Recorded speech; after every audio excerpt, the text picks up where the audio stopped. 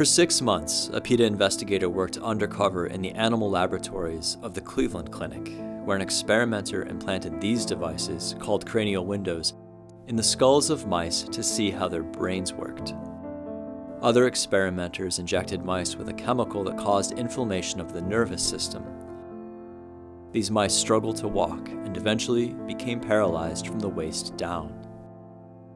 Mice developed large skin growths that sometimes became ulcerated. This mouse scratched continuously at a growth that covered nearly half her face. An experimenter bred mice, like this one, to develop pelvic prolapse, a painful condition in which the uterus or rectum falls out of place. This mouse was denied any pain relief for at least 10 weeks, even though her rectal tissue turned black and died. This laboratory worker describes the cruel experiment. At any point do you guys use pain medication or anything to keep them comfortable? No. She's a bit hunched. Yeah. That is our model. That's what we've been doing research on. We want them to have the prolapse. Alright. Because some of them have enormous prolapses, really huge prolapses. Oh wow, and they still breathe? Oh yeah, they still breathe.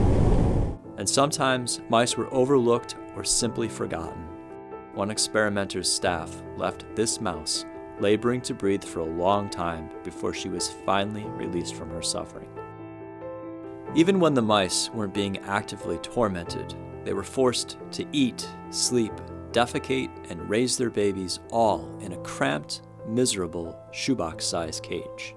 Mice are sensitive and can suffer and feel pain just like dogs and cats, and they are individuals who value their lives just as we value ours.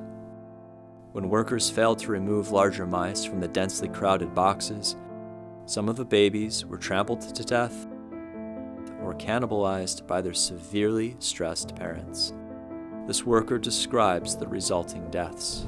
So, in the grand scheme of things, those mortalities are... They're saying it was an acceptable amount of death. Sort of. I mean, acceptable-ish, I guess.